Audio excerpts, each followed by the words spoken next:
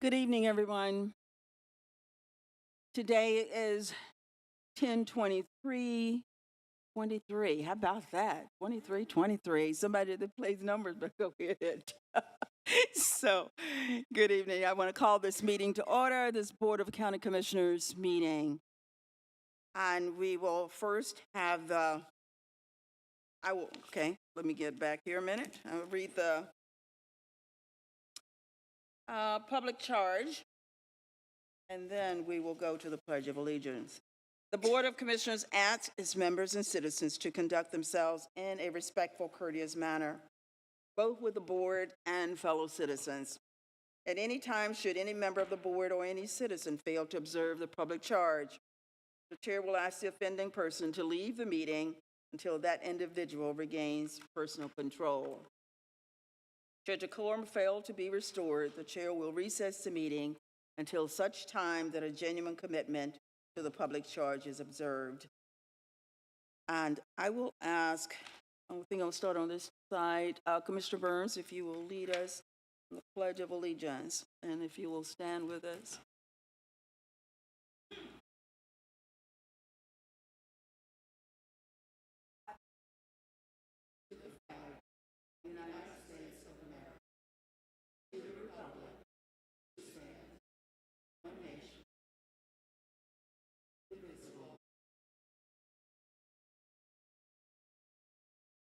Thank you.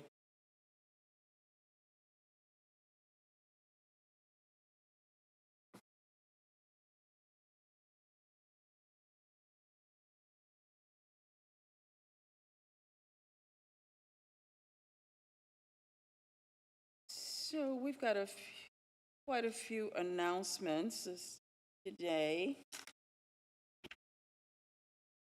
And let's start with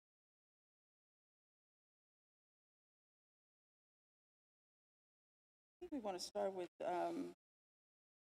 first of all, are there any agenda adjustments? Hearing none, I will move on to announcements, and we will ask the clerk if she will read our announcements for us. Good evening, everyone. I'll read the announcements published in tonight's agenda. Keep yourself and your loved ones safe this fall. Schedule your appointments for updated COVID-19 vaccines and flu shots, or stop by the health department at 414 East Main Street for free COVID-19 home tests. There are two links, www.decopublichealth.org/COVID vaccines and /flu season for more information. The Durham County Department of Public Health and Aetna will host a free event called Nourish, Mindful Eating for the Beloved Community on Saturday, October 28th from 11:30 a.m. to 3:30 p.m. at the Durham Center for Senior Life, located at 406 Rixby Avenue. There will be food giveaways, mindful movement, health screenings, and more. There is a link available on our website for registration. Peace Missionary Baptist Church, located at 2608 North Carolina Highway 55, will be hosting a prescription drug take-back drive-through on Saturday, October 28th from 10 a.m. to 2 p.m.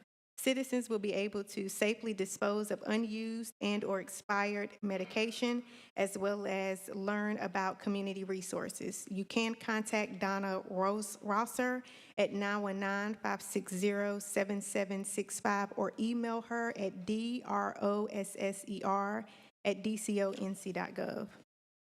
The Durham County Veterans Services Department will be on hand for a Veterans Benefit Fall Fest on Saturday, November 4th from 9 a.m. to 3 p.m. at Lowe's Grove American Legion Post 416, located at 5419 South Austin Avenue. You can apply for VA benefit, VA healthcare enrollment, VA compensation, pension, disability benefits and services, and much more. The Durham County Register of Deeds will be on site along with the USDVA Raleigh Vet Mobile Unit. Registration is desired but is not required. Open enrollment for cohort 7 of the Bulls Academy is open. The enrollment process has changed. You must first attend one of our information sessions in order to gain access to the cohort 7 application. But don't worry, this makes it easier to submit a successful application. In the information session, you'll learn more about the Bulls Academy and how life sciences may be a good fit for you. There are 2 more info sessions. One will be Wednesday, November 1st. The other Wednesday, November 15th. Both are virtual and they start at 12 noon. Applications close on December 1st, and there is a link for the Zoom sessions. The 2023 municipal general election is Tuesday, November 7th. Polls will be open from 6:30 a.m. till 7:30 p.m. The early voting period runs from Thursday, October 19th until Saturday, November 4th. For additional information, including how to register to vote, polling locations, and additional information, can be found at the website www.dcovotes.com. Durham County has ordered a new vehicle that will serve residents as a mobile Durham County office. DCO on the go will include broadband access, meeting rooms, large screens to share videos, and other services. This vehicle will need distinctive artwork, and the county is asking local artists to assist. The DCO on the go design contest is open to artists 18 years and up, and winning designs for the bus route will be eligible for cash prizes up to $1,000. Younger residents in grades 6 through 12 can help design art for a rear panel of the vehicle with prizes up to $250. The deadline to enter is Tuesday, November 14th. You can get additional information and apply. There's a link. It's dconc.gov/DCO on the go. The 2021 Durham County Youth Risk Behavior Survey report is available at www.healthydurham.org. The report details the health and well-being of Durham County middle and high schoolers. This is the first YRBS that captures post-pandemic student health data. New sections are featured, including the school report, LGBTQ+ mental health, disability, and COVID-19. Our Stormwater and Erosion Control Division of the Durham County Environmental Engineering and Environmental Services Department needs your feedback. We want to know what you know about stormwater to help make our outreach and education better for the community. They ask that you take a quick public knowledge assessment survey with a chance to win one of 3 $50 gift cards. There's a link for the survey, and it closes at the end of October. NC Ag Ventures Farm Grant Program is providing grant awards to NC Family Farms for new and innovative agricultural projects. The program will award a minimum of 50 grants with a maximum award of $8,000. The deadline to apply is 6 p.m. on December 15th. For additional information, you can visit www.ncagventures.org. And lastly, did you know that each week the Durham County Manager's Office releases a newsletter, Durham This Week Online, featuring a weekly message from Durham County Manager, Dr. Kimberly J. Sowell. It also provides updates on county services, new items, video releases, job listings, and more. There is a link for you to subscribe today. That concludes the announcements published in tonight's agenda. Thank you, Ms. Wallace. I just want to lift up a little bit more about the health fair that you read a few minutes ago. I just want to lift that up a little bit more. Aetna is doing this. They came to us and they are offering this without, it's no cost to Durham County. They are putting on this health fair over at the Senior Citizens Senior for Life Center. And the fact that they're going to have a well-known chef doing the cooking.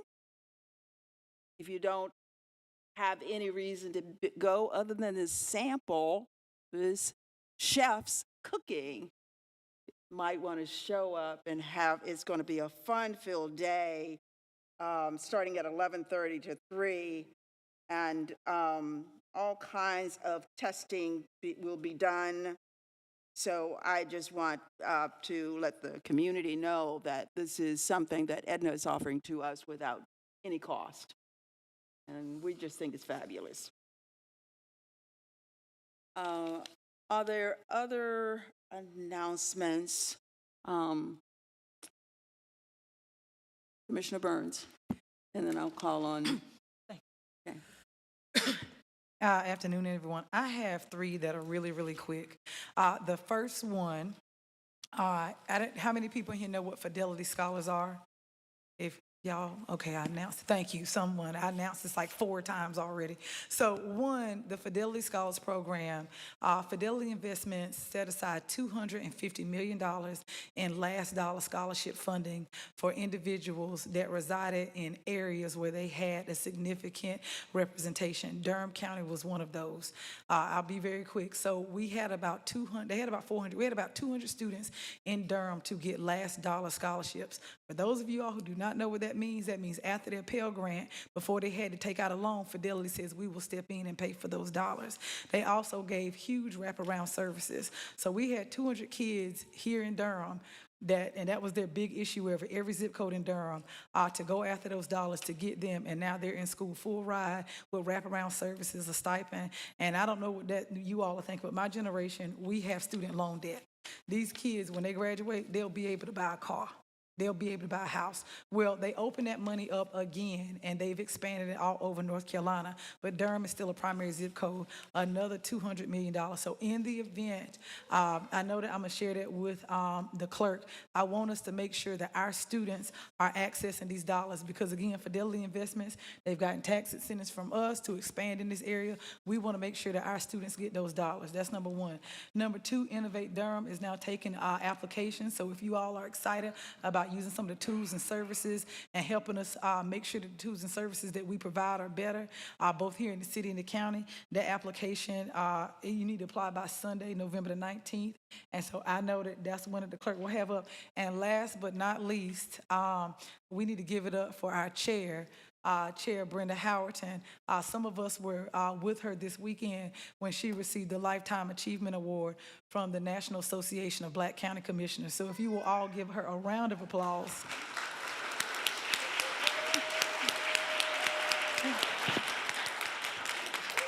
You guys. I thought she was about to walk out.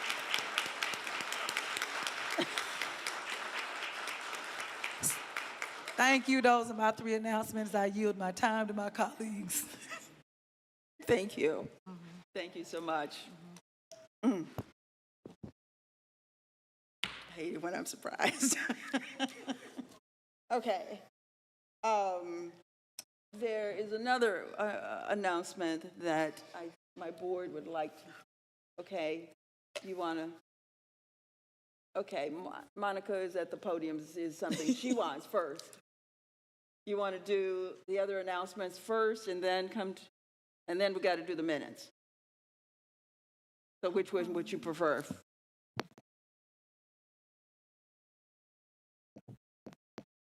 Hello? Okay. I would prefer if we could do the announcement which requires your vote. Okay. If we could do that, that would be great. All right. So I'll ask for a motion to approve the minutes. We've got minutes for work session October 2nd, 2023, and the regular session on October 9th, 2023. Are there any additions or amendments to the minutes? Madam Chair, I would make a motion to approve the minutes with a few minor revisions that I have shared with the staff. Okay. Just typo, just a few little typos. Okay. Second? Yeah. It's been moved and properly second. All in favor? Aye. Minutes are approved.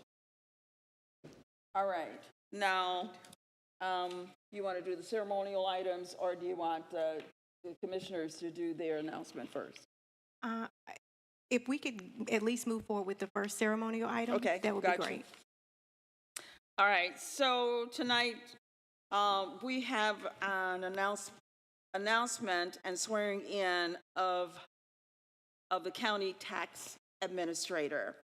The board is requested to publicly announce the new Durham County Tax Administrator, and then immediately afterward, the clerk to the board will complete the swearing in. Let's see if we have a minute, what he needs to do. Okay. So I'd like to ask the board to vote on the appointment of, is it Kier or Kier? E.R. Doyle. Doyle, J. Doyle, as the new Durham County Tax Administrator. I would like to entertain a motion. Madam Chair, I'd like to make a motion that this board move forward with making Kiara R. Dole Durham County's newest tax administrator. Second. Okay, it's been moved and properly second. All in favor? Aye. Motion passes 5-0. And at this time, I'd like to invite Mr. Doyle, along with any family members and our clerk, Monica Wallace, to be sworn in. And afterwards, I'll ask Mr. Doyle and the commissioners to share comments.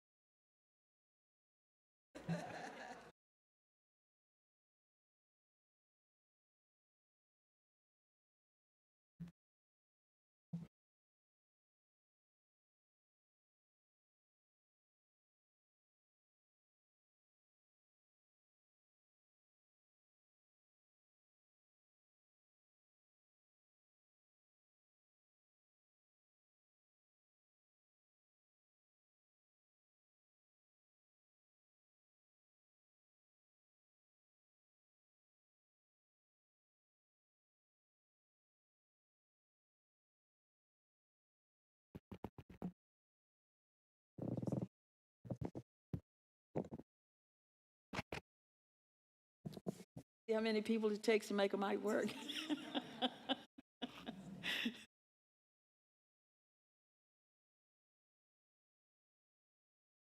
I, Kiara J. Doyle, solemnly swear do solemnly swear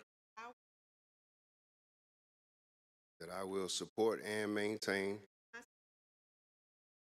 the Constitution and laws of the United States and the Constitution and laws of North Carolina, not inconsistent therewith, and I will faithfully discharge the duties of my office as Durham County Tax Administrator. And I will not allow my actions as assessor or collector to be influenced by personal or political friendships or obligations. So help me God. Thank you.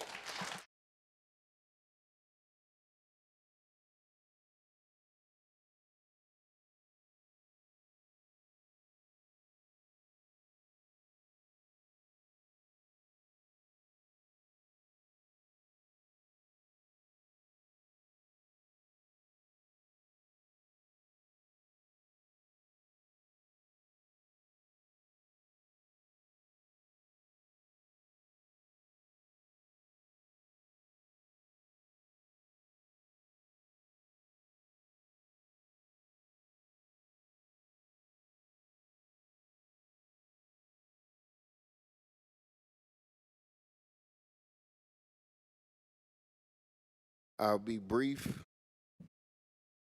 I just first would like to definitely thank the county commissioners Thank you very much for the opportunity.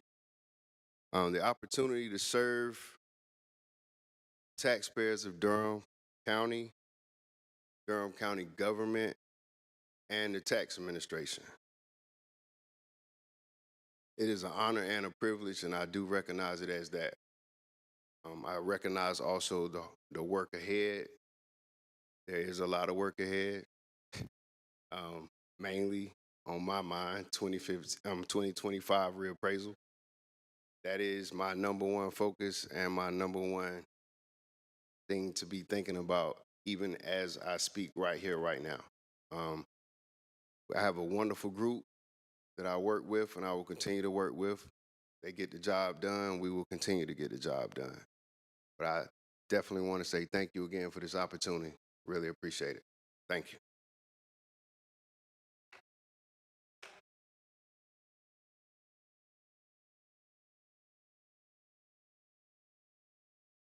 Please do, everyone.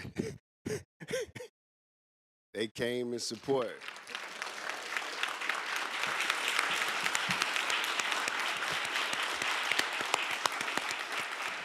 Thank you very much. They surprised me with this one. I did not even know everybody was aware, so as I was coming in and seeing the different faces, it was definitely a moment. My wife and daughter made it as well. So yes, definitely a great occasion. I appreciate the opportunity. I'm ready to get to work. All right, thank you. Hang on a second. Hang on. Wait a minute. Don't go. So don't go yet. The commissioners may have something that they'd like to say. Shoot. Let's go. We'll start over here with Commissioner Burns. I'll keep mine quick. One, thank you for wanting to step up and serve your community. I know we're elected, but in these roles that we choose, it is really going to be a labor of love. I look forward to us getting into good trouble. It is, because it's tough right now. It's a recession right now, and you coming behind a brother that had a velvet hammer. He did. We had great tax collection, but people did not feel like they were being abused, talked down to this staff. I know even before I sat in this seat, I enjoyed a good relationship with this office because you understand that people go through hard times, and there's a way to get through this, and we still be able to do our jobs. I don't look forward to think back or think that we're going to have any issue being embarrassed when you get in this seat. We feel comfortable with you. We feel safe with you. Y'all, this brother is the great explainer. I can tell you that in his interview, we went in taking notes like, all right now. So I just thank you for that. Also, I want to remind everybody, y'all see them relatives that stood up? That brother, he like me and Maya Angelou. He come in as one, but he represents 10,000. So don't roll up on him any type of way. These 5 women will protect him, and so will his family members. So thank you.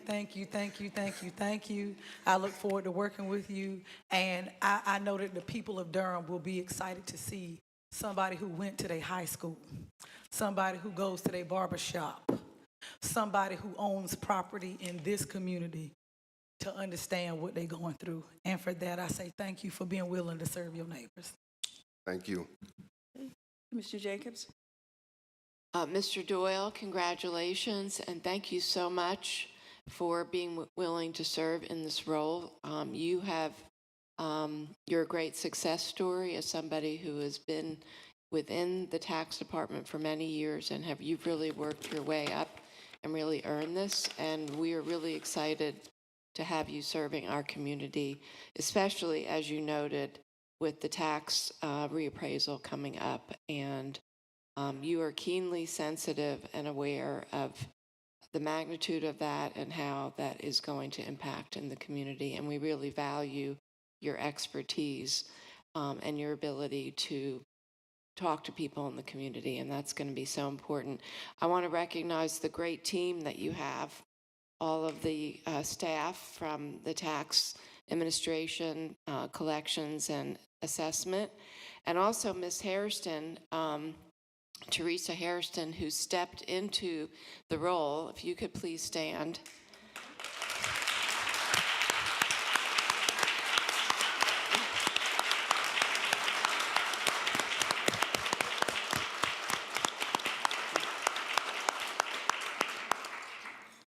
Because we know, again, you were willing to serve. We understand that you have some other plans that have been put on hold. So, Two more. so thank you so much, again, for your service and dedication and helping us through this transition. And Dwayne, we know you have some big shoes to fill, and we know that you are going to be able to do that.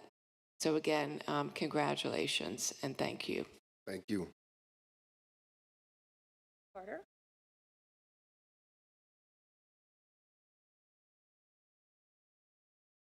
How about now? Whew, yeah. Mr. Doyle, thank you so much. I, too, want to add my voice to this chorus of appreciation that you desire this role. It was really clear during the interview, and also I've just learned over the years as being a county commissioner that the person in the role of the tax administrator really has to be multi-talented. They have to be able to work with their staff, manage people. They need to be able to understand real estate issues. They need to be a collector, an assessor. Most importantly, perhaps, besides following the laws of North Carolina and the tax laws, working with customers, customer service. And it seemed like that would be a real strong suit of yours. And I also really appreciate your way of speaking frankly and honestly and plainly so that those of us who aren't as expert can understand and follow along. Thank you for working with us. Really look forward to it. Thank you. I can't wait to work with you as well. Commissioner Lum? PR, I feel like my colleagues have already said so much of what I want to say already.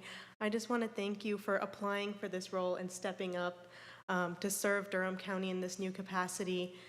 What's been most exciting for me, and I know the rest of my colleagues through the interview process, was just how much you kept recentering all of the interview questions, all of the conversations about taxes that were about numbers, dollar amounts. You would recenter it back to the people that were being impacted by it. And I think that's what's so important for all of us as a board and for Durham County, is to have someone's role like Dwayne, who constantly remembered the people that were behind the bills that are going to be going out, the collections that were going to be happening, and the way you talked about everyone, all of Durham County residents, as your brothers, your classmates, your friends, your family. I think that just shows the amount of love that you're going to bring to this role. That's going to be a tough role, especially with 2025, and it's going to take a lot of love to navigate this difficult tax season, and also just the humble nature you also bring to this role. When we were having, when we were going to offer you the role, you didn't even know that was what you were coming into. You thought we were calling you in to answer more tax questions. So just appreciate everything you bring to the table, especially how you are able to dumb everything down for me to be able to understand what goes into property taxes here in Durham County. I'm really excited to work with you. Likewise. Thank you. Well, ditto, ditto, ditto. And ditto again. So thank you, congratulations, and I look forward to working with you. And congratulations to your spouse that will see you less often. So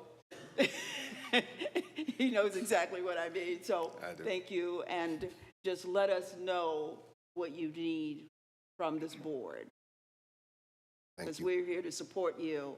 Just let us know what you need from us. Thank you very much. Okay, thank you. Okay, so commissioners, we're going to move on to, before we start on the ceremonial, that was one ceremonial. Before we do all the others, I believe that my commissioners, Commissioner Alum and Commissioner Jacobs, has something that they would like to read. We've got a lot going on in our world today, and we don't want anyone to misconstrue that this board is not concerned about what's going on in this world. and especially when it means the lives of people. We are concerned. So if my colleagues will go to the podium and read their statements.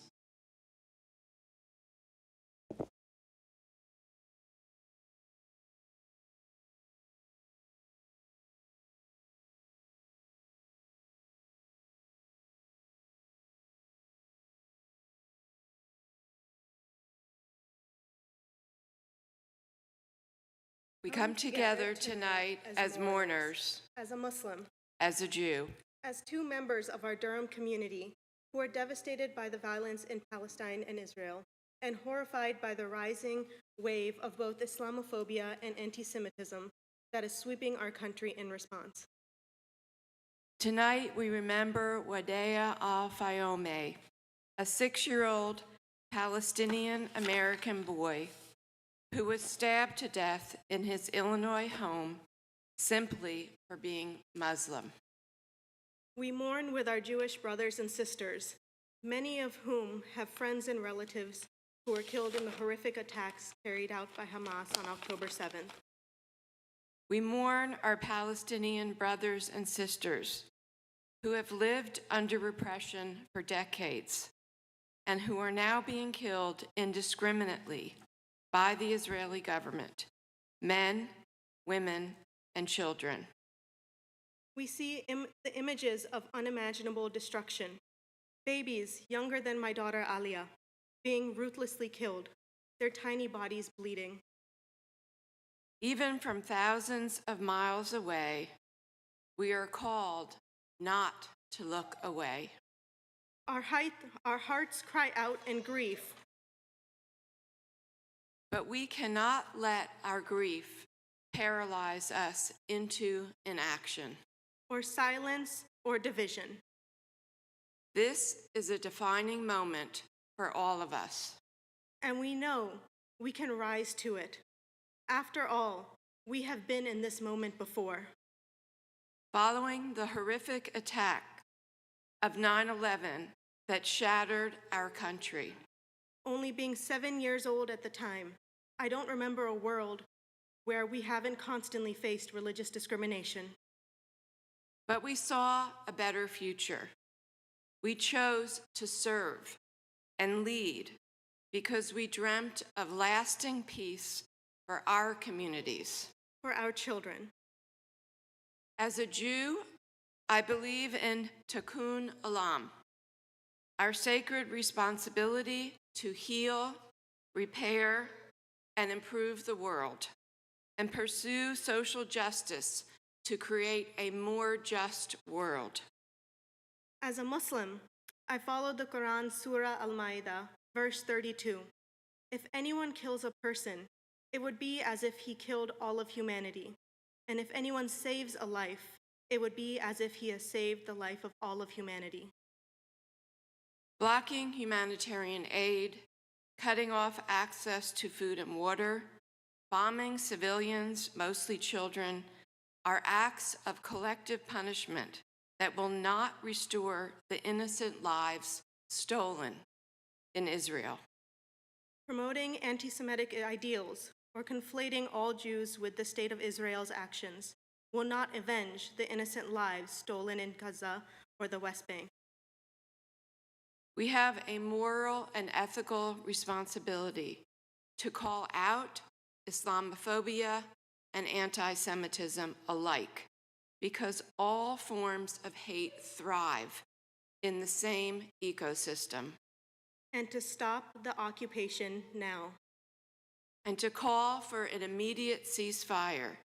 It is the only way Palestinians and Israelis can peacefully work towards equal self-determination. Together, we stand grieving, but hopeful.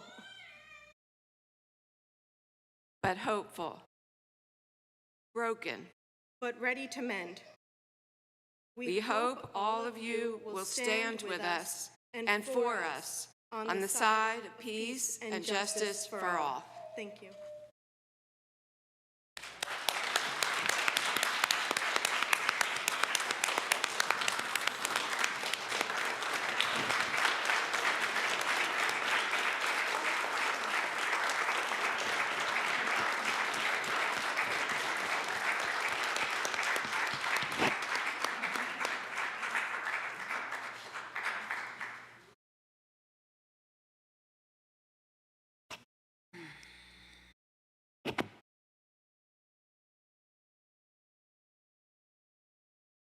Thank you, Commissioner Alum. Thank you, Commissioner Jacobs. If we could just have a moment.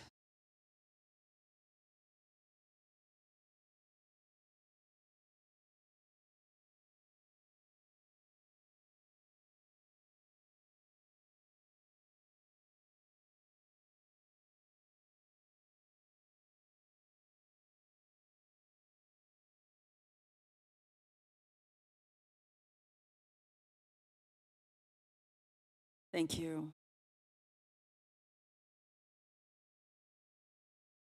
Right.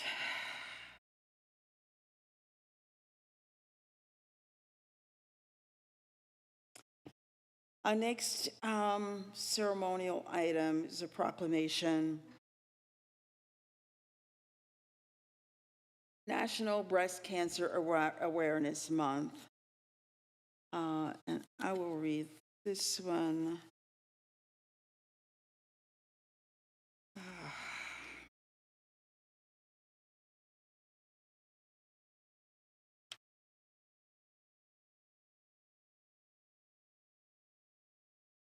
So the board is requested to adopt the attached proclamation in observance of the National Breast Cancer Awareness Month.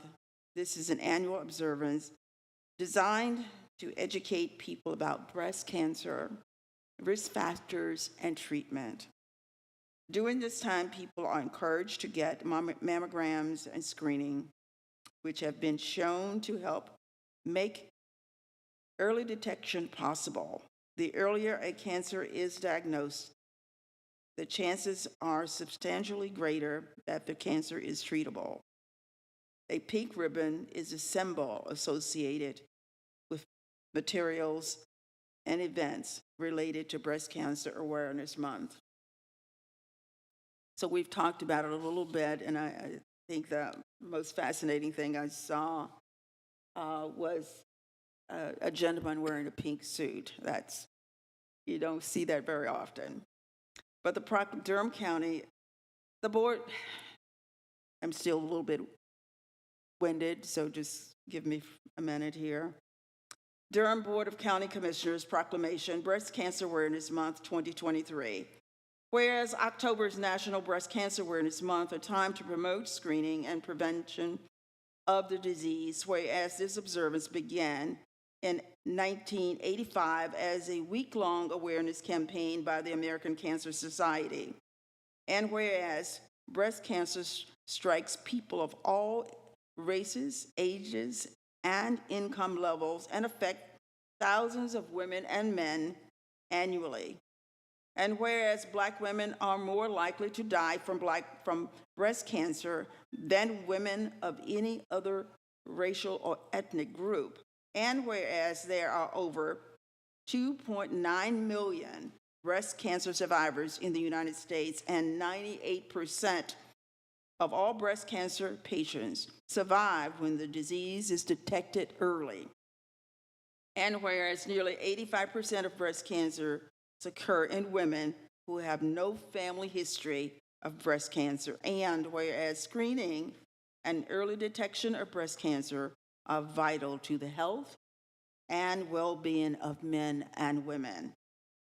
Now, therefore, I, Brenda Howerton, Chair of the Board, and on behalf of the Board of County Commissioners, do hereby proclaim October 2023 as Breast Cancer Awareness Month in Durham County. We urge all Durham County residents to help promote breast cancer awareness through informational events, support groups, and by ensuring that women discuss with their medical providers the importance of receiving regular clinical breast examinations and getting regular mammograms and participating monthly breast self-examinations.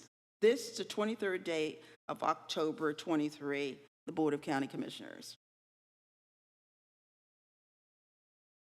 The next proclamation, 230785, color of Orange Day. The board is requested to proclaim November 6, 2023 as World Orange Day in Durham County. And I've asked Commissioner Lum if she'll read that one. Durham Board of County Commissioners Proclamation, Color the World Orange Day 2023.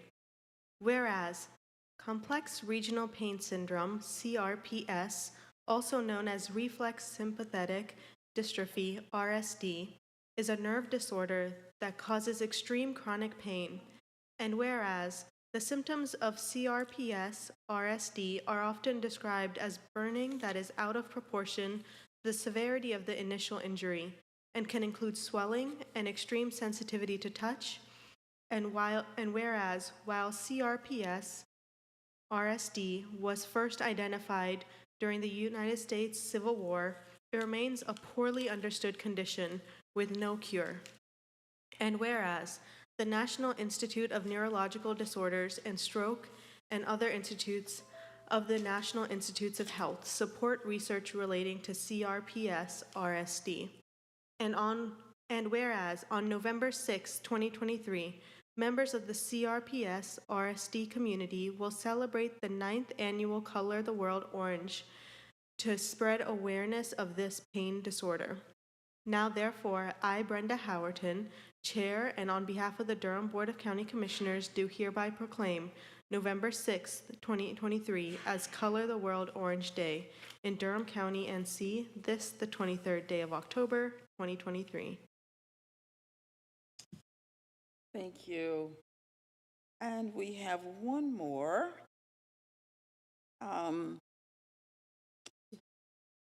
Is it anyone here? I don't think so.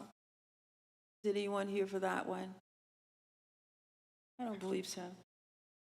Her Yeah. name was Is there- Catherine. I'm not sure if she's here. She may have left. I'll make sure that they receive a copy of it. Okay. Yeah, I didn't think it was anyone here. The next one is 230777, resolution, Operation Green Light. The board is requested to adopt the attached resolution in support of Operation Green Light 2023. The National Association of Counties and the National Association of County Veterans Services invite county entitles throughout entities throughout the United States to show support for veterans by lighting their buildings green. And I have asked Commissioner Carter if she will read that one. Durham Board of County Commissioners resolution supporting Operation Greenlight for Veterans 2023. Whereas Durham County residents have great respect, admiration, and the utmost gratitude for all of the men and women who have served our nation and this community in the armed forces. And whereas the contributions of men and women who served in all branches of the military have been critical in holding on to the freedoms and the way of life enjoyed by all. And whereas Durham County now honors and recognizes these individuals who have paid the high price for freedom by placing themselves in harm's way for the good of all. And whereas veterans continue to serve our community in the American Legion, veterans of foreign wars, religious groups, civil service, and by functioning as county veteran service officers in 29 states to help fellow former service members access more than $52 billion in federal health, disability, and compensation benefits each year. And whereas Operation Greenlight provides educational opportunities for governments, businesses, organizations, and individuals to learn more about military culture, suicide prevention, and things veterans want us to know about their service and their transition from military to civilian culture. And whereas active military service members transitioning from military service are at a high risk for suicide during their first year following military service. And whereas the National Association of Counties encourages all the nation's counties, parishes, and boroughs to recognize Operation Greenlight for Veterans. And whereas Durham County is grateful for the contributions of our United States military personnel and believes this specific recognition should be granted.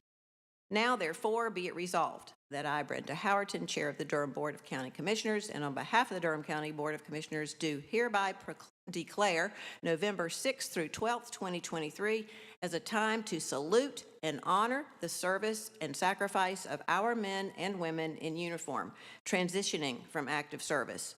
Be it further resolved, in observance of Operation Greenlight 2023, Durham County encourages its citizens to recognize the importance of honoring all those who made immeasurable sacrifices to preserve freedom by displaying green lights in windows of businesses, residences, and other organizations during this week. By shining a green light, we let our veterans know that they are seen, appreciated, and supported. This, the 23rd day of October 2023. And I did notice that our building across the street is lit with green, and so is this one. Yes, yes. This is National Association of Counties passed this resolution last year, and all across the country, you see government buildings lit up in green. Honor our veterans. So this is pretty extraordinary. And I see, who's that standing up? Donna? Okay. You'll come to the podium, that would be great. Good evening, Commissioners. My name is Jonathan Crooms. I am one of the Veteran Service Officers with Durham County Veteran Services. We are, as a department, just about here in full force tonight. I'm honored to be speaking to you on behalf of our Director, Lois Harvin-Raven, our VSO Supervisor, Lindsay Atkins, fellow VSO, Shauna Fuller, and our newest Veteran Service Officer, Halen Juarez-Ruiz. Our other two colleagues, Hanif Huggins and Shalom Hernandez, would have loved to have been here but couldn't be tonight. We are incredibly grateful that you all will make this part of a commitment as part of your leadership of our county. You may be wondering, why is Operation Greenlight needed? Well, I do have a story to share with you that I think really illustrates why initiatives like this are needed. Recently, our office was contacted by a young veteran who's been out of service for a couple years, and he'd been in receipt of disability benefits, but in the course of our conversation, it became apparent that he had no health coverage through his current professional endeavors. And he did not know that his disability benefits entitled him to health care coverage through the VA. Right.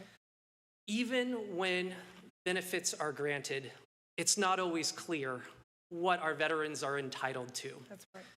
And so we are trying so very hard to reach out and have conversations with our community to find those veterans, especially those who don't yet know that they are eligible for benefits. And just to share with you some of the amazing things that we are up to, we are in the midst of doing some outreach through our wonderful public library system. We are trying to go in the community where our veterans and their family members are, because life is not always convenient. 8:30 to 5 is not always convenient for folks, so we're trying to find them where they are. This Saturday, we're going to be at Bahama Day up in Bahama. It's a wonderful festival that's held every October. We're going to be there hoping to meet and find veterans and their families. And as was mentioned earlier, we do have another special event coming up on Saturday, November 4th at the American Legion off of South Alston Street between 9 a.m. and 3 p.m. Folks can come on that Saturday, and we're going to help them, educate them about their benefits, and help them apply. To close, I have 3 asks of you commissioners, of the community, of our fellow colleagues. Put out a green bulb in honor of Operation Greenlight. In fact, we have some out here in the hallway, so feel free to take one. You can also come by South Dillard Street on Halloween on October 31st between 3 and 5. We're going to be out there handing them out. Change one of your light bulbs out in your office, in your home, and shine that light green. Second of all, tell your veterans that you encounter that you know of 7 people that are highly dedicated and ready to help them. If there's one thing that I have learned in nearly 10 years of service to our veterans and 6.5 years as a veteran service officer, is that no one agency of government, no one nonprofit, no one person can meet the needs of our veterans. And so it is the responsibility of all of us as citizens to make sure that we find our veterans, their survivors, and their dependents, and let them know, hey, there are benefits. And not only that, there are people here who are ready to help you. And the final ask is we are also close to Veterans Day. Come celebrate our veterans as we have our annual Veterans Day program on Thursday, November 9th from 11 a.m. to 1 p.m. Thank you all so much for this resolution, and we're delighted to answer any questions you have.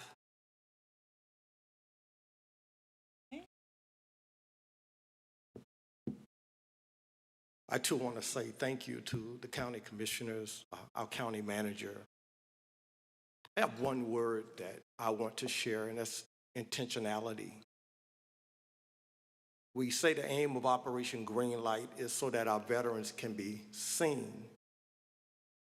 We have to be very intentional about seeing them and that they are to be appreciated, very intentional, and to be supported.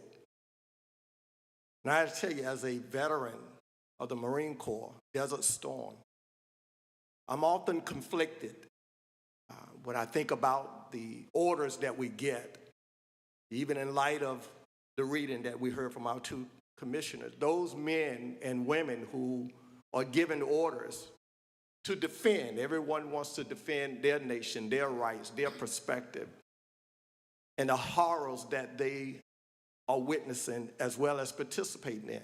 And at some point, there's going to be silence. There are not going to be any more bombs bursting in the air. And these men and women have to go back home, wherever home may be. And they're going to be judged. That's right. They may be seen, they may not be seen. They may be appreciated, they may not be appreciated. They may be supported, and they may not. And even now, some of our own troops are headed out that way.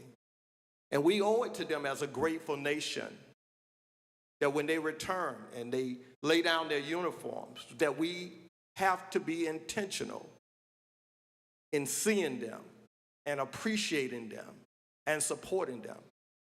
And I am grateful to be a part of Durham County Veterans Services, where we have an outstanding director and Lois Harbin-Raven. We have excellent support. Our county manager has been tremendous from day one. Deborah Craig Ray, your team, Randy, Don, they have been great in supporting us. And we are surrounded by just great support in all of our departments. And we want to say thank you. Thank you for what you've done. But we still have so much more to do. Over 15,000 veterans in Durham County that we think we know of, not counting their families, their wives, their spouses, their husbands, and their children.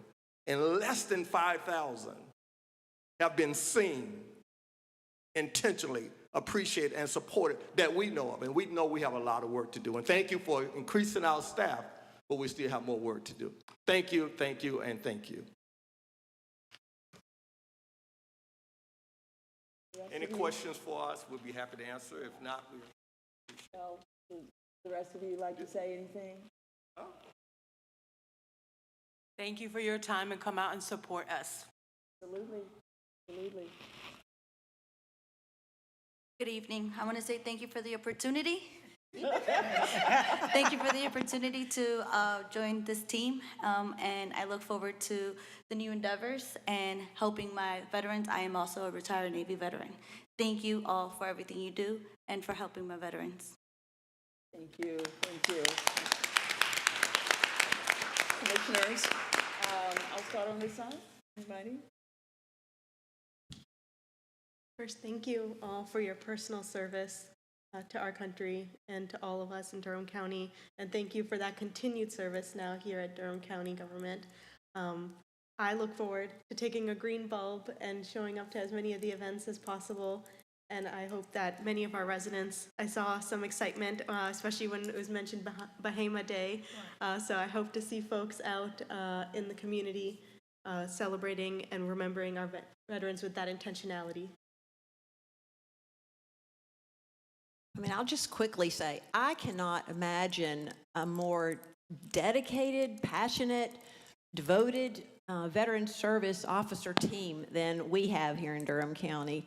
Y'all are incredible, and your statements are moving, you know, even at a county commissioner meeting, which can often feel rather dry. We've had two really moving statements tonight, the things you all have said and the things that were said by our colleagues, Nita and Wendy. And they are linked in some way. But just want to say and express how outstanding you all really are in the work that you do to reach the veterans and explain services to them. God knows our medical system is very difficult to understand for all of us, but even more so for veterans, I'm sure. Thanks for everything that you do. Okay, this side. Well, I will just chime in my gratitude for the incredible work that you do, and to also echo your dedication and your passion for this work. And Lois, who was here earlier, epitomizes that as well. And one thing that you didn't mention is how much money you bring into the county, because and you could probably tell me that number off the top of your head because I've seen it before, but the enrolling veterans in the different benefits actually is also financially and economically benefiting the county. So do you remember some of the data about how many benefits you all have been able to bring to people? I don't want to put you on the spot, but I know it's a very big number. It's a big number. It's millions of dollars. Millions of dollars, yeah. That's with just compensation and pension that we can count for the less than 5,000 veterans. That's not counting the surviving spouses who get what's called DIC, Dependent Indemnity Compensation, the survivor's pension. And that money comes directly back into the community.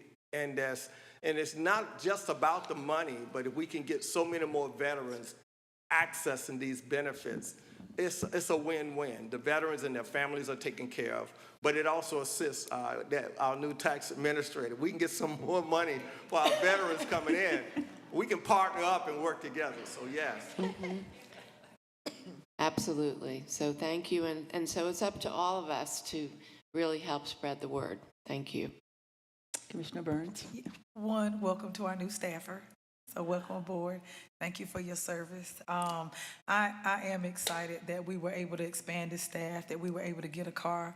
I think last year, I saw Lois Raven earlier today. I really they're small, but they're mighty. I can personally attest in previous job roles how we could send folks to them. For many of you all don't know, this idea about Black folks, brown folks being afraid of the hospital, that is not just a public or a private hospital. That includes the VA.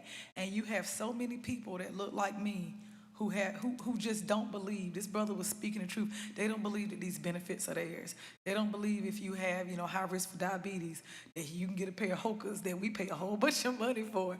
They don't know that they can get their dental care. They don't know what Champ VA is. When I was at the Department of Military and Veterans Affairs, when we were talking about Medicaid expansion, we were trying to explain to people how many folks who don't actually trust going to the VA are on these roles or don't have access to these roles. So there's so much that cross-pollinates with this population.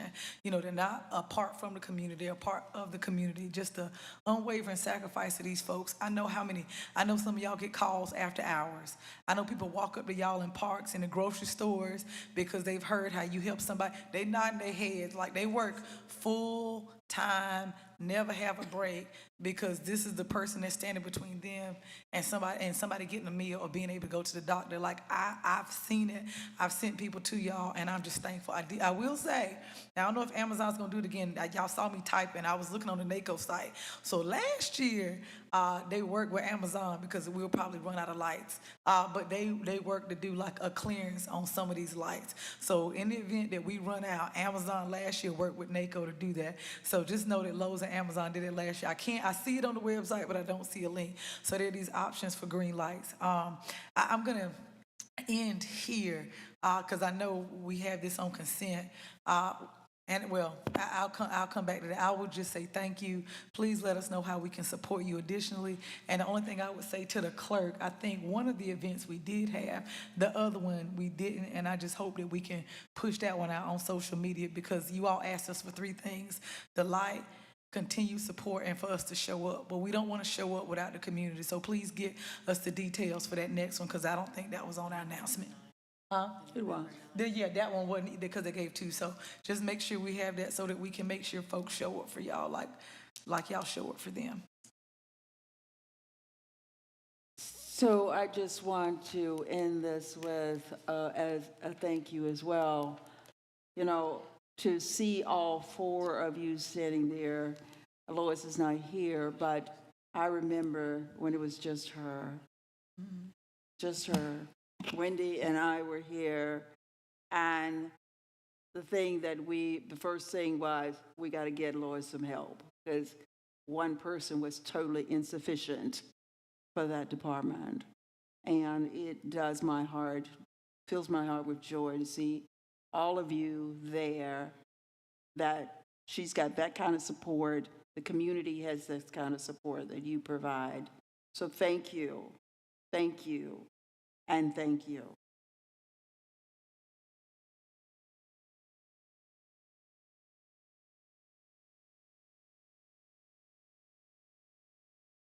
Okay, we are down, Commissioners, to our consent agenda. We have 7 items on our consent agenda. Are there any items that Commissioners wish to pull? Madam Chair, could I get a 30-second comment? I don't want to pull it. I'm going to be good, I promise. I am. I know. If it's 30 Yeah, seconds. I got a whole stopwatch. Is it 30 seconds? Yes, so Otherwise, we'll pull it and you can talk on it until later, but go ahead. Thank you so much, Madam Chair. So I did just want to throw out, there's something on our consent agenda that we're adding 35 new employees in order to support with Medicaid expansion. There are about 80,000 people that are currently on those rolls, and the algorithm says that out of the 600,000 that we have, 21,000 of those individuals are probably going to be in Durham. I just want to throw out, if you add 79 and those 22,000, you got like 102,000 people. There are only about 350,000 people in Durham. So that means about a third of the folks in this community are on Medicaid. I just want to throw that out there. That has nothing to do with the consent agenda, but we still have some poor people in this community, and I'm just really excited that we're expanding our staff so that we can help 1/3. And in the event you all have the opportunity, hire people from Durham. The reason why they qualify for Medicaid is because they're not making enough money. So let's be more supportive of the people who are here. Okay, thank you. And now- Madam Chair, can I just follow up on her? Okay, y'all gonna make me pull Well, this I see item. James, I'm staring at James. Okay. And we are having a job fair on Saturday at our Health and Human Services building from 10 to 3 o'clock for these jobs. So thank you for reminding me. So thank you. We want to spread the word again. And there's going to be interviews on the spot, and this will be an accelerated process because we are starting Medicaid expansion on December 1st. December 1st. So, yeah, Saturday from 10 to 3 at our Health and Human Services building, and come ready with your resumes and ready to be interviewed and get a job. Thank you. So if we can pull this item, ladies, and you can talk on it more. I mean, we just pull it and put it at the end of the agenda. Madam Chair, I move for approval of the consent agenda. Second. Apply for these jobs, y'all. Second. Thank you, Commissioner. All in favor? Aye. Aye. So the consent agenda has been approved. Passes 5-0. We have next a public hearing. So 230783, public hearing, an ordinance to amend the Durham Unified Development Ordinance provisions related to the comprehensive plan. At our October 9th regular session meeting, the board was asked to continue this public hearing And at this time, I see Scott is at the podium. Planning manager to present this item to the board. Good evening, Commissioners. I am Scott Whiteman from the City County Planning Department. And as you noted, this item was continued from your October 9th meeting. Text Amendment TC 2302 is an amendment to make the minimum changes needed to align the Unified Development Ordinances with the concepts, terminology, and procedures that are found in the very recently adopted new comprehensive plan. In general, what these amendments do are change the references from future land use map to place type map, add or amend procedures and criteria for amending the place type map, the future growth areas, and the urban growth boundary, establish a process for a biannual evaluation and assessment report as recommended in the comprehensive plan, removing the requirements for which zoning district can apply in which development tier, and lastly, specifying that the applicability of the downtown design district would only be in the downtown tier. As you may have mentioned, either at your work session or the last time this was on your agenda, the new comprehensive plan does away with the development tier system. However, we will need to keep those in place on an interim basis since so much of our current UDO is tied to the development tiers. With that, I'd be happy to answer any questions from the board on this item. Thank you, Scott. Any questions from the board? Commissioner Carter? Yes, thanks. Scott, one of the things I'm, very excited, I know we all are, about the comp plan that we just approved is the evaluation and assessment that happens biannually. Is that any different than the, what page is it? In the attachment, it says it happens annually. And I just wondered if that's a different report? So that is the same report. That's an error that we noticed, unfortunately, right after the City Council approved this last week. So we will be, the next time we do an omnibus, we'll correct that to say biannually. And but it'll be that is biannual. the same report. Okay. Yeah. All right. Thanks Very for good. noticing that. Yeah, thanks. Okay, any other questions from the board? Hearing none, if there are no additional questions, I will now open public hearing. And I have a few citizens to speak. Is there anyone online? Monica? Is there anyone online? No? Okay. So we have Pam Andrews, Tammy Sawyer, Wanda Adams, Allen, and Robin Barefoot, if you will come to the podium, and you have 3 minutes.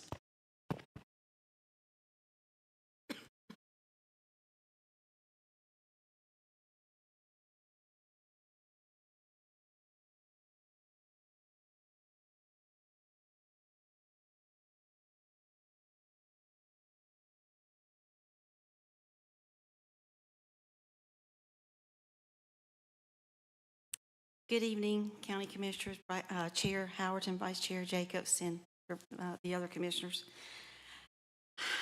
Last week, we left the County Commissioners meeting very disappointed with the passing of the comprehensive plan and the consent agenda, with no mention of many, many hours of personal tours, bus tours, hundreds of emails, and over 450 signed petitions from our citizens who are personally affected by these new maps, which we did not see until after the meeting and a request to the Planning Department. County residents are not a part of the comprehensive plan. We were not a part until I wrote to the City Council and Planning Director Sarah Young on May the 13th of 2022. I personally asked for a meeting in Southeast Durham and Northern Durham at that time. Keep in mind, the Southeast Durham Focus Study started in 2019. On May the 31st of 2022, Lisa Miller responded to me in an email. Thanks again for your willingness to help us better to reach county residents on the comprehensive plan policies. We'd like to work with you to set up a session for county residents. The Oak Grove meeting occurred on June the 9th of 2022, and the Bahama meeting occurred June 21st of 2022. County residents were left out of the process until my team sent in emails requesting to be a part of the plan. Monday night, the City Council passed the comprehensive plan in a split decision of 4-3. Mayor O'Neill, Councilwoman Freeman, and Halsey Hyman said no. We appreciated the dialogue Councilwoman Freeman created prior to the vote. Southeast Durham is still not okay, folks. 3 days after the comprehensive plan passed, the Kemp Road development, which is now called Perry's Farm, was on the council's work session agenda. 3 days. As I told you in the bus tour, it would be. Today, more residents received notices of more developments on Sharon Road. Unlike the recent presenters shared, Falls Lake is in bad shape. A new document will be presented by Dr. Joanne Burkholder soon. Dr. Burkholder and staff monitor 8 mainstay stations and several side channel stations on Falls Lake. Some stations in the lower lake have been monitored for 17 years and ongoing. Others in the middle of the lake have been monitored for 15 years and ongoing. Some of the upper lake have been monitored for 12 years and ongoing. Dr. Burkholder has added stations as she was given funding to make it possible. She recently stated, "We have just completed a major study of drinking water reservoirs and watersheds. It took more than 2 years to collect the data. The new paper will show that Falls is among the worst and its water quality is continuing to degrade due to chlorophyll A and total phosphorus." Adding another subdivision that bisects Lick Creek immediately after the comprehensive plan passed only perpetuates the harm that 500,000 City of Raleigh residents will face. Last week, WRAL reporter Shelley Jackson met Riverkeeper Samantha Kropp, where firsthand they saw tomato soup still pouring off the sites. And I'll end by just saying the levels were over 500 times what the state standard allows. Southeast Durham residents continue to suffer. Thank you. Thank you.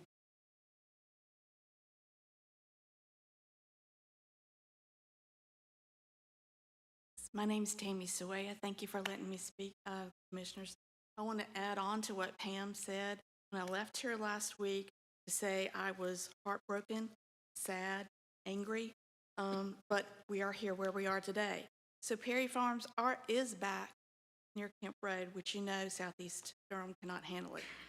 But in some of your comprehensive plans discussion, you asked, where's our growth? We know we need 60,000 units. Scott, I want to appreciate that sharing the information that our base is 2020. So I went to Central Pines this afternoon to get the population growth between 2020 and 2030 for Durham. So it's about 44,000. So I went to Durham Planning website.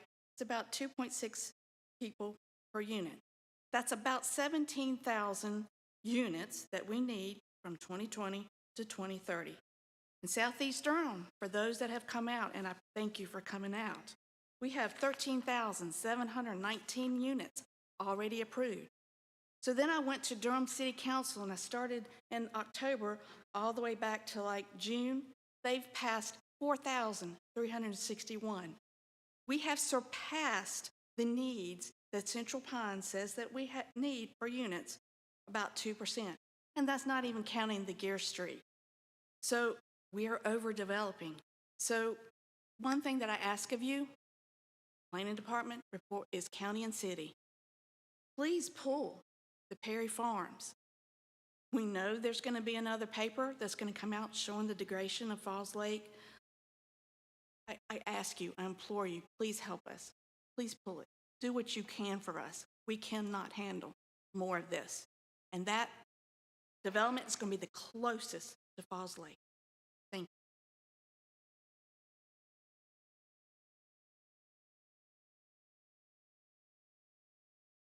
Hi, I'm Wanda Allen, and thank you again for allowing me to speak.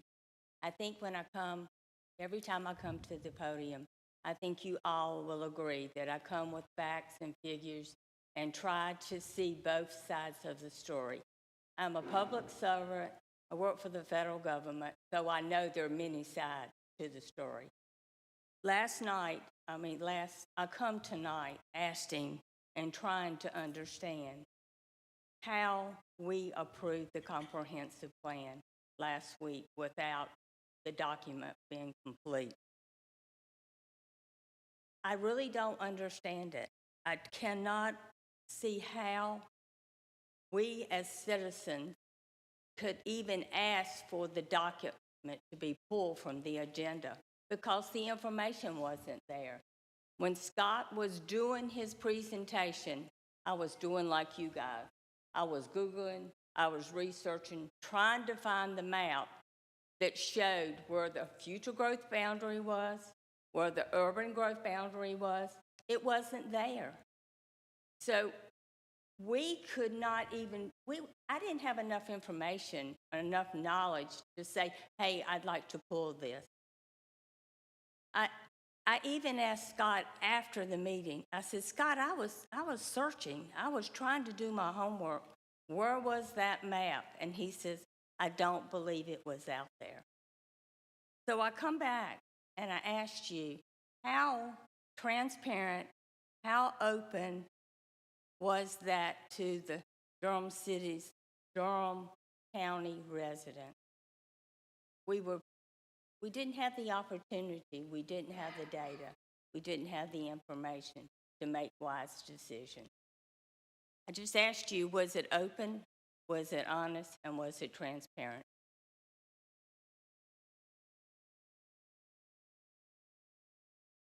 Good evening. My name is Robin Barefoot. Nice to see you all again tonight.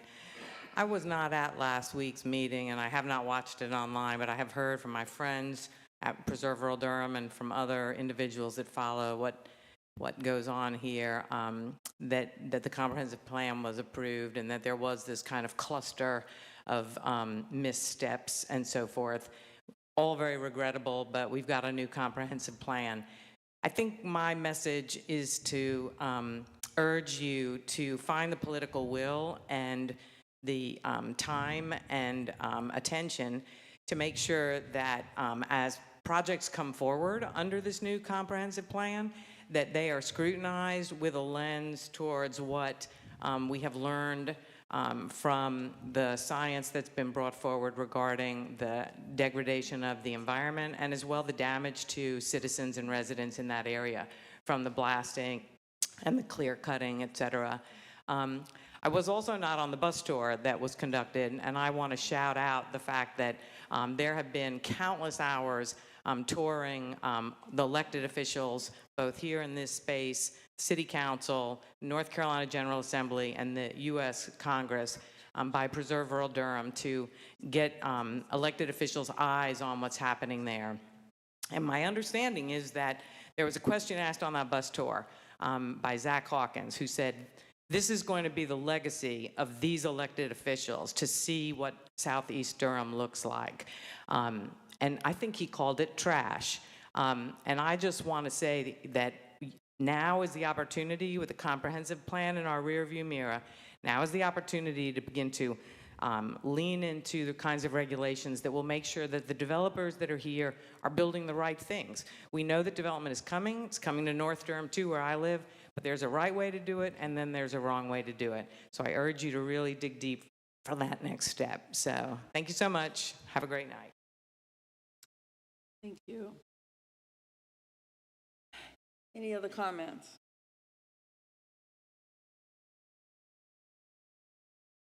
Board members, any comments from the board? Well, I think I need to close the public hearing and then bring it back to Monica. Anything? Okay, I'll have to close the public hearing before you speak. All right, if there's no others, I will close the public hearing and bring it back to this board for questions or comments. Commissioner Burns? I didn't get to write everything down, so excuse me if I kind of messed some of this up. But I think, for any elected official, it is very difficult to be elected and have not even pie in the sky ideas, but really have ideas about how you want to move forward, set an agenda, and make sure that the people in your community feel safe when at the General Assembly, our hands are absolutely positively tied. So I'm going to say this, don't know how much trouble I'm going to get in. I literally resent the fact that people say that we have not had the political will. I know I've opened my mouth. Yeah, I wasn't on the bus tour. I was at the doctor's office. I'm not going to apologize for being at the doctor's office because I can't take care of you if I don't take care of me. And I personally feel like I've done a decent job of that. probably not the best, but I know that these women have asked some tough questions. I know that the emails that come from you all, we have sent to staff. You all cannot imagine the arguments that some of us, and I'm gonna say us because I'm in that, have had with staff on your behalf. When water ran out on 98, we couldn't get there. One of our staffers went there. He was not prepared for a bunch of people, and I know y'all meant it in a good way. He was not prepared for the media to be there. But you know what he did? He came back to the county manager and he said, we're gonna take money out of this budget and make sure that water can flow. That wasn't the city, that was here. Now y'all gave out a bunch of dates about the public hearing in Bahama and the one in Rougemont. And you're right, there were emails that came. The emails that came to me as Vice Chair, Joint City County Planning, I elevated those and I asked the commission, I stopped the whole meeting that day. I had to leave. I stopped the meeting and came back in and I said, I want this meeting on the books. They turned it around in 1 week and we had 2. I showed up to one, Brenda and Wendy showed up at the other one. So the thing, like to sit here, I just want folks to tell the truth. I really seriously want people to tell the truth. And I'm not saying y'all are not doing that, because you have to live where you live and you're dealing with what you're dealing with. But I do, to a certain extent, resent the fact that this staff, this manager, and the women that sit up here, in the limited power that we have not tried our best. We went after and got some USDA money to study how we were going to put a farm out there. We joined with the county, the city, to make sure that there was an additional study done on Lick Creek. We've all gone out and seen the water, whether or not we were with y'all or not. So I do want to be very clear, because what I don't want to happen is for these conversations to continue to happen and we get buried under the minutia of those 5 women didn't do anything. We honestly, sincerely, like there were 3 things that I pulled the other week on JCCPC because I was asked to, pull them in this room because I was asked to, by emails that I got from you all. So I do want to be very clear and say that, yes, I feel for you, but I feel like the leadership that's been shown by the women sitting here, by the staff that's sitting over there, and by the staff that sits in the middle has been better than what you would have seen in some counties. And I want y'all to know that we love y'all and we respect y'all and we want to continue to partner with y'all. But to be clear, there are things that we absolutely cannot do within our limited power, and where we can bend the rules and push the law, believe me, we have pushed this man. So I do want to throw that out there. I'm sorry that you all are disappointed. I'm disappointed in the developers. So everybody gonna leave here mad tonight. But that doesn't make you bad. It doesn't make me bad. So as we move forward, I want to still collectively move forward, work with y'all. But we have got to be honest brokers with each other. And I love Zach to death, but it is really easy to sit at the General Assembly and say what this body can or can't do, and they ain't done nothing over there. And I'll call him and tell him, I said, I love Zach to death, but it hurts my heart that he said this legacy is trash. Well, let me see what bill has been put forth at the General Assembly. Out of all the people that's sitting on the General Assembly, so let me not throw my brother that I love very much. I want you all come to us. Just tell me right now, what has Marsha put forth? What has Vanetta put forth? What has Natalie put forth? Let me know what bills, because that is what keeps our hands tied. So you all can come in here every week and browbeat us and then go on a bus tour with somebody who has not moved an inch to fulfill what you all have asked them to fill. And these women up here have moved dollar, dime, yays, and nays to do the most we could to make sure y'all got what y'all needed. So I hear you. But just know, I take serious offense when I know that we're trying our best. And we can do better, and I endeavor to do better if God allows me to sit in this seat again. But the next time somebody from the General Assembly tells you it's trash, ask them where their bill is in committee. I will be more than happy to meet them in the press room and back them up. But I ain't seen it yet. Commissioner Long? I'd like to echo some of Commissioner Burns' comments about, like, this board. Trust me, if we had the power to do some of the things, we would do them. It would make our job so much easier. It would make our staff's job so much easier to not have to navigate the red tape of the legislature. And I know it's a really annoying thing to hear. It's really annoying for us because we feel like frustrated when we're trying to fight for our residents and fight for, no one is happy with developers right now. We're not happy with the way that they're not acting in good faith. And we want to be able to put more restrictions on them when it comes to approving things. And this body doesn't have a lot of say in even the approval of a lot of these zoning cases. I would say, I appreciate all the time you guys have presented to us, to allowing us to come out into community. And I know I live out there in Southeast Durham. I see it every single day myself, and I want it to change as well. I want us to be able to require the developers to, not be able to cause damage to people's properties. It's a very simple ask, but unfortunately with the legislature, how it is, like, it just makes it so much red tape. So the next time we have a bus tour in action, like, I implore you, let's go to the legislature. I will go with you. I will talk to the legislators with you, because that's where we're going to have to drive change for us at the city and county level, to be able to say, like, we want to require that there's affordable housing when you develop. We want to require that you are protecting people's wells, that you're not damaging people's septic tanks. And I just want to end with that. So thank you, Commissioner Burns, for saying that a lot more eloquently than me. I did have a question for staff, just following up on the public comments, if that's okay. I just wanted to clarify, I've got a little confused also. Which items, the comprehensive plan didn't have items that we voted on the consent agenda. That didn't have items missing. There was an item in here that needed to be adjusted. So can I just get clarification on what was missing and which item had? Yeah, so this item at the October 9th hearing, the ordinance was missing the strike-throughs and cross-outs, so you couldn't tell what you were voting on. I did talk to some of the folks from Preserve Rural Durham in the hall afterwards. I think we did have the place type map that was with your agenda was updated. I think there was one other map that hadn't been completely updated, but the map that you adopted was accurate. But the thing that was missing was this item. Thank you, I appreciate that. Yeah, because I was confused of whether we were discussing this item or the comprehensive plans. Thank you for that clarification.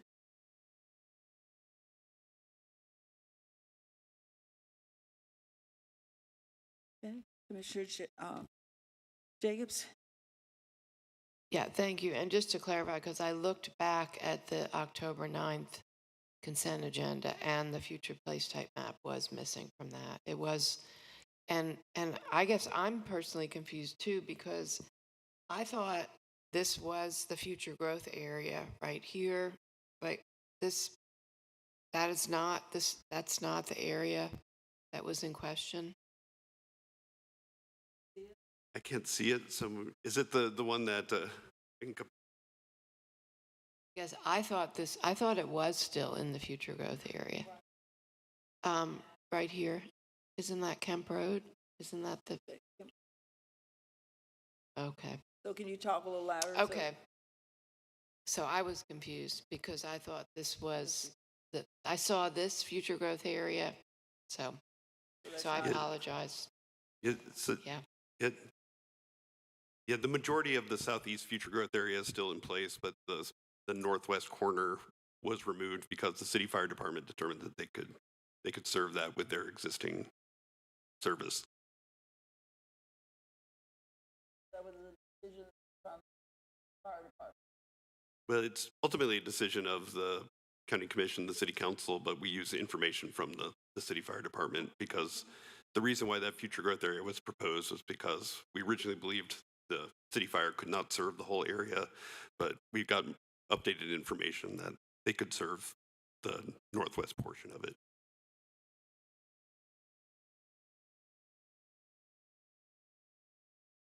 I did, yeah. But we covered the changes at your work session.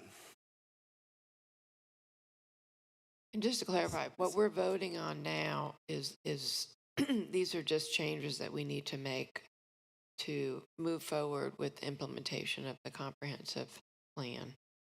That's correct. Yes. Yeah, so that we Thank can you. administer the new plan. Yeah, and I think that is very important. I appreciate the comment that was made is let's get to work on, and I know staff has already been doing an RFP and finding some, finding people who can help us actually come up with the ordinances to implement it. So we have a lot of work to continue to do together, and appreciate all of your input. Thank you. So, anything for you, Commissioner Carter? Not yet. I got a little bit. So, one of the things that I want to just lift up is I think citizens didn't understand, from my understanding, they did not understand that they could pull the item at our last meeting and have comments about it. And that is missing, that we have to make sure that our citizens understand that they can pull any item on our agenda and have conversations around it. And since no one lifted anything up that they were objecting to, we passed it, and they should have been informed that they could pull it. The other thing is, my understanding from the commission is that the changes were made were that all the changes that the citizens asked for was made. Yeah, we had, Let him answer me. yeah, please. so there were citizens on both sides in most of those areas. So we with feedback we got from commissioners and city council members, we looked at the two areas where we had, seemed like there was support among the elected officials for adding them. I know in particular was the Farrington Mill Road area where we had heard from the Nunn family who had, basically they were concerned about being removed would preclude them from ever getting public sewer. And so also the Patterson Road area, which is similar in nature. But then there were some other, you heard from property owners and residents in some other areas, which still remained outside the urban growth boundary because those issues were more complicated and didn't get as much support from the elected officials. So as with most land use decisions, there's usually people on both sides. No one's ever happy. So you said the elected officials were making suggestions for change. We met with some elected officials who told us that they had supported some changes and did not support others. See how this is confusing, because I'm being told one thing, and you're telling me something else. I was told today that the changes that citizens have.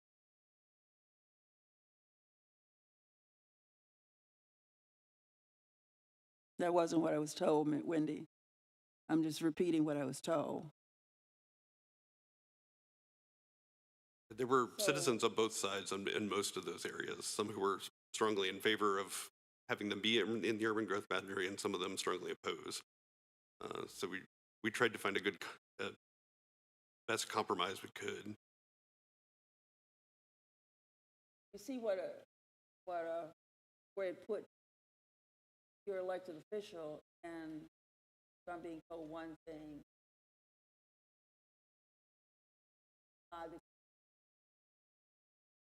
Tell me,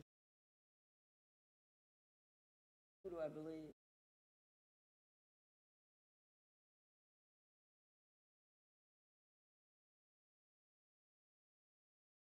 Good evening. Sarah Young, Yeah. I do not know, other than what we have said, who has said what to whom, so I can't really address that. I can tell you, I can reiterate what Scott said, which is we heard a lot of feedback from a lot of parties with often opposing viewpoints on topics. And so what we as staff tried to do was look at things objectively as kind of your neutral third party. For instance, the future growth area We established long ago that there are two basic criteria for a future growth area: water and sewer availability and fire and emergency service. And because those two criteria were now met, we followed our own logic to be consistent and said that should be put back in. So we're trying to be as objective and logical and based in established criteria as we can, and that's why we made that change. So if we looked at the percentage of things that the citizens wanted and the things that could not happen, where would we land? I think it depends on which citizens you're talking about, to be honest. Like I said, we received a lot of opposing input from different citizen groups or resident groups. I will say that Preserve Rural Durham, who is here with us tonight, have been strong advocates, and we've actually done a lot. There's a lot of policies in the comprehensive plan that are directly attributable to their concerns that they've raised and trying to address them. We also did 2 text amendments not that long ago that were directly to address the very valid concerns that they brought up. So I don't think it's fair to think that staff has not acted on the things that we've heard from this particular group. Yeah. I think you're about ready to cross a line of being offensive. So I think you're about ready to go there with me. So when I say that citizens tell me one thing and you tell me another, I don't expect you to get defensive with me. I'm trying to figure out which direction to go here. And that's why I'm asking you the question. And when you ask me which citizens say that, it's kind of a problem for me. Because no matter what citizen says it, it's still the citizens of Durham. Chair, I don't think that's what... Well, let me finish, Mike. Let me finish. Thank you.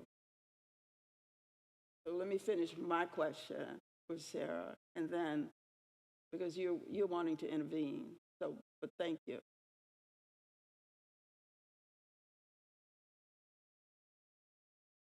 So if you don't have an answer for that, then okay, but to push back on me that way doesn't work.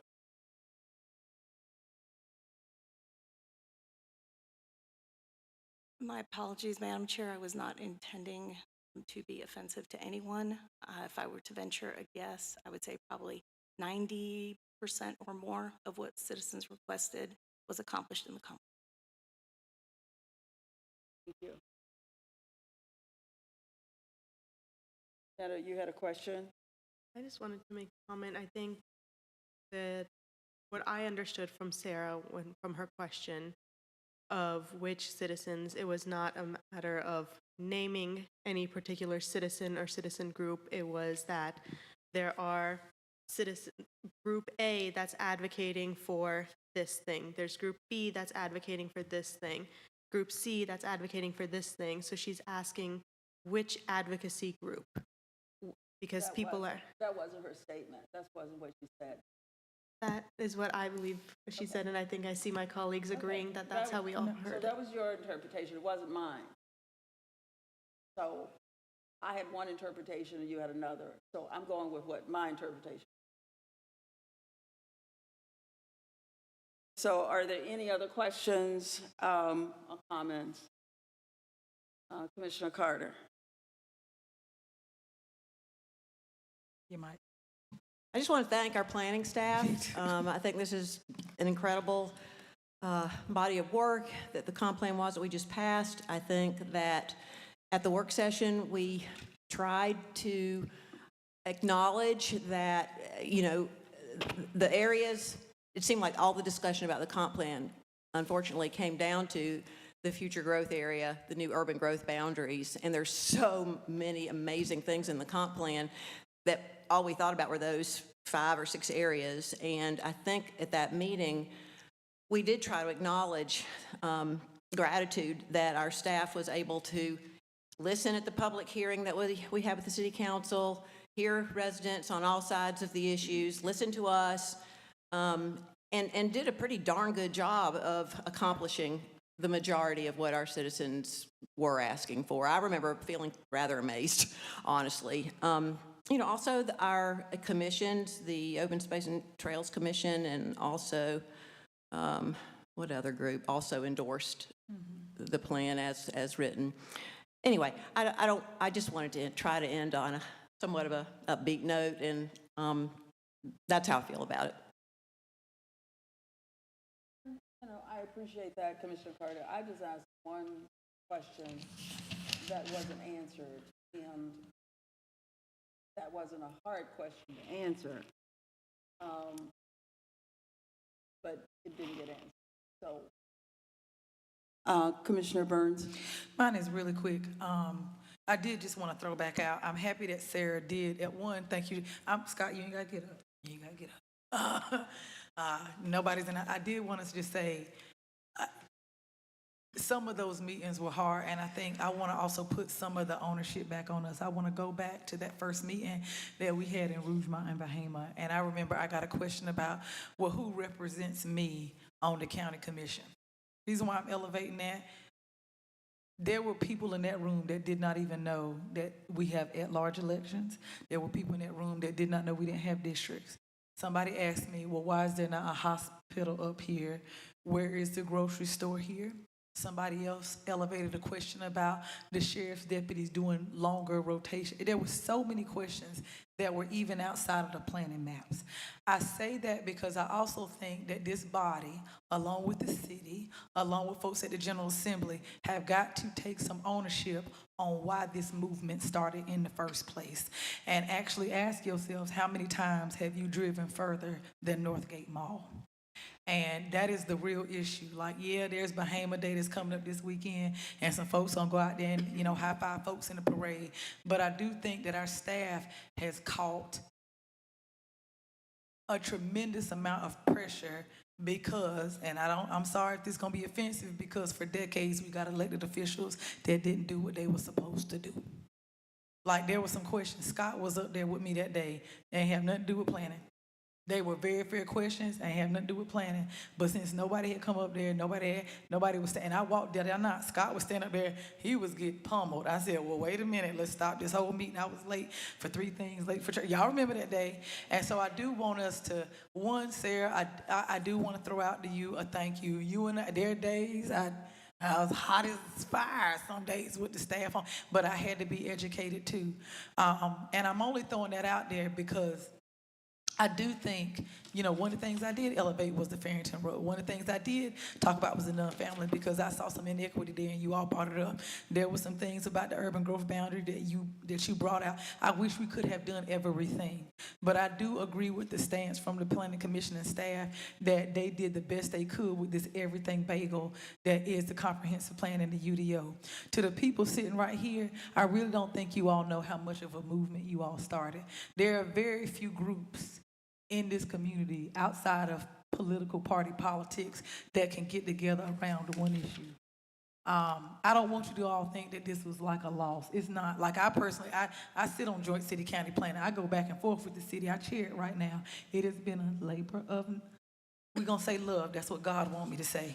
But I want y'all to know I've seen black folks, brown folks, white folks, folks who are in rural Durham, urban Durham, suburban Durham, kind of sort of their education has been elevated by the work that y'all have done. So I don't want you all to think that this keep pushing, because there's some other folks that there are black folks who didn't even think about environmental justice until you all raised up. They thought about it, but they didn't see it until they saw it the way you put it out. And I know you've been browbeat at another body about how this is just your issue and nobody else's, but I don't think that. But I also don't want you to think that our staff did not go out of their way, use logic, reasoning, legal, regulatory compliance to build this beautiful document that we have. And we can always make amendments, we can always make adjustments. So I just want everybody to center themselves on what is their fault, what is not their fault, and how we can all move forward as a community, because that's what, and I'm gonna stop there, but some of what you all are upset about, ain't got nothing to do with them. Some of the stuff that y'all upset with ain't got nothing to do with us. And some of the stuff that we mad at y'all at, got to do with the developers. So there's plenty of blame to kind of sort of go around. So I hope that we can recenter ourselves, move forward past this, and I'm gonna be quiet. Also, I would say to my colleagues, and this is the last thing, y'all take this how y'all want to.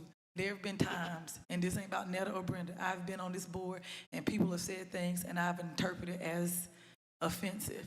Whether I took it as offensive or not, that ain't for nobody to judge. If that's how that sister took it, allow her that. Netta, I'm pretty sure people. No, but guess what? Thank you. Well, I don't need your thank you. But what I'm saying, I got elected like you did, and since these folks get up here and talk as long as they want, my name right there. So I'm done. Last time I checked, that brass plaque got my name on it. So I'm gonna stop there because I was so rudely interrupted when I was trying to defend you. But girl, you got it. Go ahead. Anything else?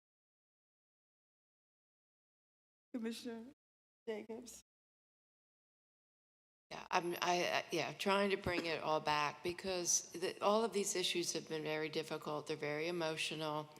And I think everything, has been said that needs to be said, but I do want to make sure that we're lifting up the really positive and profound input that you all have had on the process. The directive that we approved tonight in our minutes was asking the county manager to work with the city manager for us to really dig into what's going on with the blasting process and the blasting permit. And that really was been sparked by the work that you've done and also the bus tour, because we had a meeting that night after that.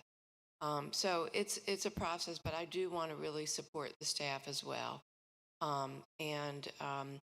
They did come back. Heidi was reminding me of all the policies around affordable housing that we got into the plan, and also making sure that with the new areas, that whatever infrastructure is there has to be for everybody, not just for, and that we know we've seen the problem with folks who don't have access to utilities now. That will not happen. So we're moving forward, and the next step is actually the UDO and implementing them. So let's all keep working together.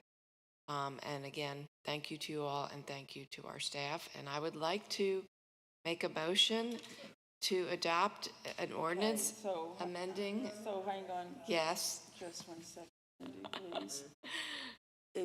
Are there any other comments? Okay. So now motion 1. You want to read that? Yes, I'd like to make a motion to adopt an ordinance amending the Unified Development Ordinance, incorporating revisions to the Common Review Procedures, Section 3.2, Comprehensive Plan Adoption Amendment, Section 3.4, Zoning Districts, Article 4, District Intensity Standards, Article 6, and Purpose, Applicability, and Use Regulations for Design Districts, Section 16.1, effective upon adoption. It's been moved and properly second for motion 1. All in favor? Aye. Motion is approved 4-1. Motion 2. I move to adopt the appropriate consistency statement as required by North Carolina General Statute 160D-605. Second. It's moved and properly second. All in favor? Aye. Aye. Okay. Motion is approved 4-1.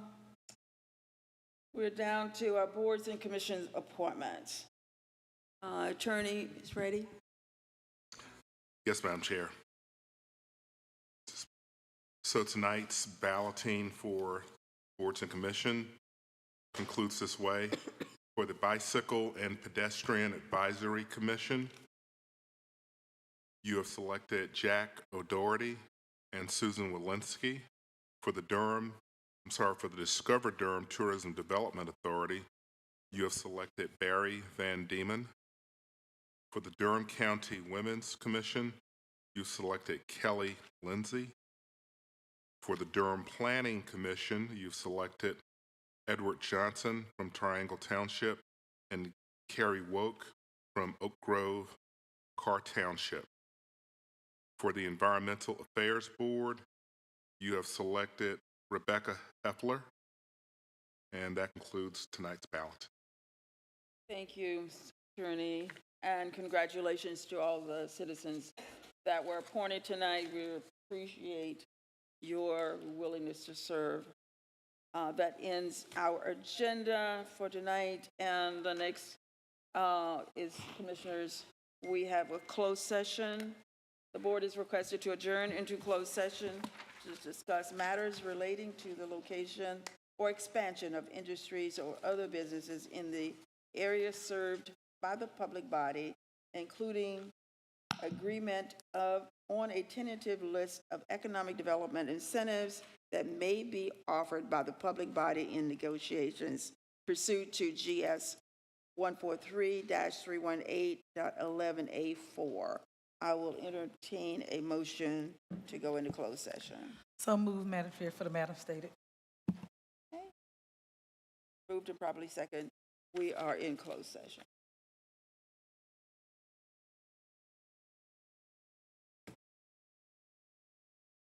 All right.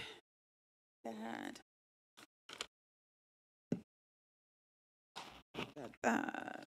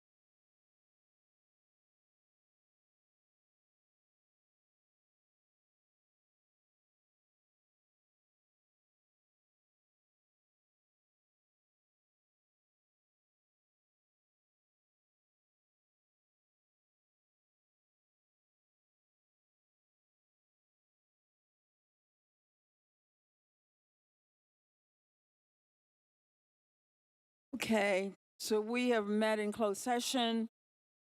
Given direction to staff, no action needs to be taken. I will ask for a motion to adjourn. So moved, Madam Chair. Been moved and properly second. All in favor?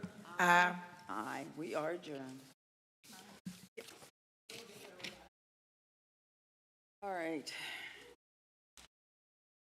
In the morning, let me put that.